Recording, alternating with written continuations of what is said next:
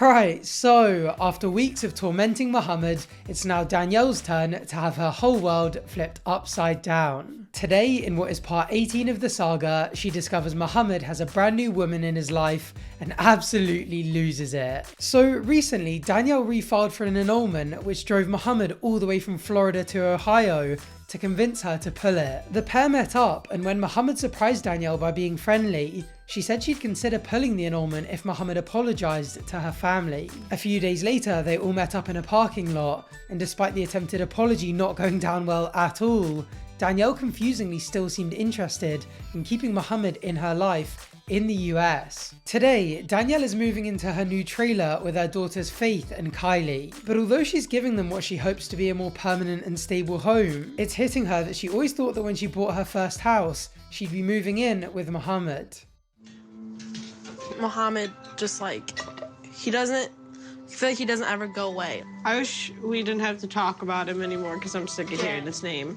I can imagine. Part of me obviously loves the madness of this saga, but even I get sick of it sometimes, and I just watch the highlights. Like Danielle's friend Beth and sister Sarah, they want Mohamed deported too, but their case is a lot easier to sympathise with because they don't want Mohamed to go back because they want him to suffer. They just want to be able to move on from a mess that they didn't even create.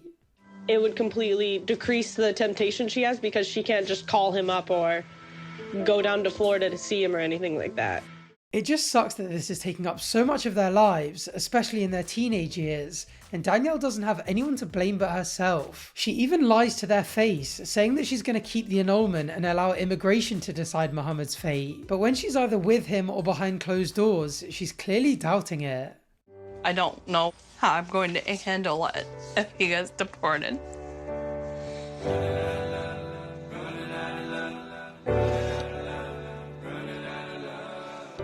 So it's clear that however much she denies it, she still has very strong feelings for him. She even goes on to say that she finds the pressure from her family to get him deported hard because he's still her husband, she will always care about him, and she doesn't want to lose him. If it wasn't already clear to absolutely everyone when it first happened, Danielle's latest threats to get him deported were undeniably just desperate attempts to get him back in her life again. Unfortunately for her, she barely even crosses Mohamed's mind when he's not fighting to remain in the country. Thanks to his job as a driver, he meets new women all the time, and lately he's made a new friend called Diamond. I've been struggling making friends in this country because of what happened and all the drama with Danielle, so this is a good thing for me. Hello! It's nice to see him smiling for once after everything he's been through. Although at this point he started feeling the nerves because he hadn't told Diamond anything about his past yet. Thankfully, he tells her about Danielle and everything she did to him, and she takes it really well. I definitely think that you shouldn't let that stop you, from being happy and looking for love. I need something exciting and fun in my life too. So he says she's a friend, but she's talking like there's a lot more going on here. Maybe they are just friends for now, maybe there is something more going on, or maybe they're just seeing how it goes. But either way, just like with Louisa, Mohamed is keeping his cards very close to his chest. Hopefully this is a good beginning for a new friendship. 1, 2. Alright, he might be trying to keep his cards close to his chest, but his poker face is terrible. He can say the word friendship as much as he wants, that smile gives it all away. And rather foolishly, despite trying to play the whole thing down, he posted that selfie of him and Diamond to Instagram, and unsurprisingly, Detective Danielle finds it. She's a promotional Hooters waitress. The entire time we've been married, he's gone from woman to woman to woman. He's letting his talk more than that. This woman needs sectioning. When she met up with Mohamed again for the first time this time around, one of the first things she brought up was the fact that she had a new boyfriend. And she did it with a big smug smile across her face. So how can she claim any moral high ground here? Also, she's on Instagram from what looks like a browser rather than the app, which may well suggest that he's blocked her. So he's not even rubbing it in her face like she tried to do with him. Either Beth is stirring the pot again by bringing it to her attention, or Danielle is stalking Mohamed's Instagram, and neither of those things are Mohamed's fault. I feel disrespected when he posts his photos with these women for the world to see. We're still married. It's not right to disrespect me. It's as though in her head, the fact that they're still married means that they're still completely together, which again is very confusing given they broke up almost a year ago now. It just makes it so clear that she's angry and frustrated at the fact that him coming back to beg her to withdraw the annulment doesn't mean that they're getting back together again. Slightly more understandably though, Danielle says that Mohamed always used to tell her that he loved her for her inner beauty, and so seeing him with objectively attractive people also hurts. Each time he gets with someone else, they're like skinnier, prettier. So that hurts too. So with all these emotions bubbling up, Danielle once again unleashes on Mohamed. She sends him a barrage of abusive messages before calling him up and confronting him about the picture. In response, he says that she's coming off as jealous, which she somehow denies, and then he asks why he's not allowed to have female friends. Yeah, you can have female friends, but you go from one woman to another. You want to know what they call that? They call that a gigolo, and you're going to be lucky if your don't fall off. Okay, whiny crying Danielle is insufferable, but she more than makes up for it with how entertaining she is when she's mad. And thankfully, there is plenty more where that came from coming up in this series. Anyway, Danielle then continues her rant, blaming Mohamed for being the reason she fell out with her family. But once again, he hits back with yet more revelations. You lost your family because you took money from them. What, Mohamed? What money? What money? Why are you entertaining us? Get off the phone. He's a liar. I know everything. So all this time she's blamed her family breakdowns on Mohamed, and shock, there's more to it. I guess we haven't heard any evidence and she is denying it, but given we know that she's committed theft and credit card fraud in the past, taking money from her family members isn't exactly beyond the realms of possibility, is it? Listen, you're a liar. You're a liar. Leave Danielle alone or you're gonna pay for everything you've done. Trust me, buddy. Karma's gonna get you. It's kind of telling that the second he starts revealing the side of the story that Danielle doesn't tell to the cameras, Beth tells her to hang up. And when she doesn't, Beth snatches the phone out of Danielle's hands and starts bombarding Mohamed with so much abuse that he can't even get a word in. Get on that plane, get your ass back to your poor country, reunite with that family goat of yours, and leave her alone. Clear?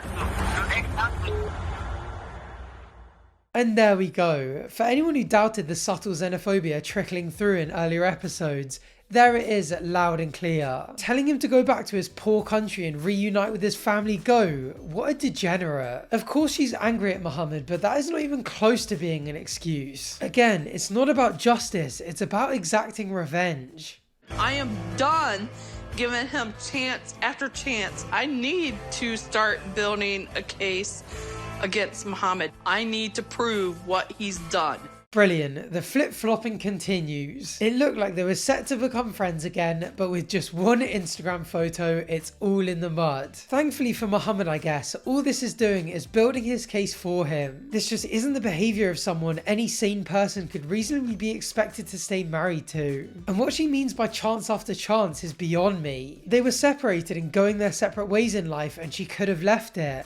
But instead she refiled for the annulment. She then gave him a chance to come talk to her first, and he did. She gave him a chance to apologise, and he did. And he even went on to apologise to her family. But now, despite having a boyfriend herself, she feels he's blown whatever chance she thinks she's given him because he posted a picture of himself with another woman. The only logical explanation is that she's deluded herself into believing that they were going to get back together again. Well, with no chance of the annulment being pulled, Danielle and Beth go off to consult a lawyer in preparation for the upcoming annulment hearing. Danielle tells the lawyer that she wants the grounds for the annulment to be fraud, but the lawyer replies saying that fraud is incredibly hard to prove because the court would have to get inside Mohamed's head and determine his intentions. To illustrate how bleak the outlook would be, the lawyer reveals that in her 20 years of practicing, she's only ever come across an annulment case once, and it wasn't even successful. Beth then asks if there are any other options to explore, so the lawyer asks if the marriage was ever consummated, and a frustrated Danielle says yes. Me and Mohamed only consummated our marriage once, 3 months after we got married. It could have been an avenue that I could have used to get the annulment. The fact that a marriage is only legally valid if you have sex is so bizarre. I remember studying it in my family law module and thinking it was such a weird anachronism. Anyway, the fact that it took 3 months after the wedding for it to happen and then never happened again isn't particularly surprising given what we heard in that tell-all, but it must be so frustrating for Danielle. She was literally one smelly encounter away from being able to exact her revenge. Well, with that off the table, Danielle has few other options, so the lawyer informs her that although it will be difficult, fraud is pretty much her only hope. I thought it would be so easy for the judge to see that Mohamed didn't come here for the right reasons. And now I have to get all this proof. Oh no, you can't just get someone who's moved to a new country and spent 2 years building a life there to go back just because they don't like you anymore. You actually have to prove your case in a court of law if you're trying to annul an entire marriage. And worst of all, your partner gets to defend themselves. Who'd have thought it? I am going to do everything that I can to get Mohamed deported. I want him out of this country. I want him gone. He does not deserve to be here. And so now the battle begins. Danielle is going to start compiling evidence that Mohamed scammed her to get into the US, but he won't go down without a fight. He too is delving deep into the archives to uncover nasty truths about Danielle. And in the process, we're going to be reunited with Walmart Tom as he's forced to pick sides in an explosive and tearful episode. So if you don't want to miss any of that, make sure you're subscribed down below. Thank you for watching and hopefully I'll see you on the next one. Bye for now.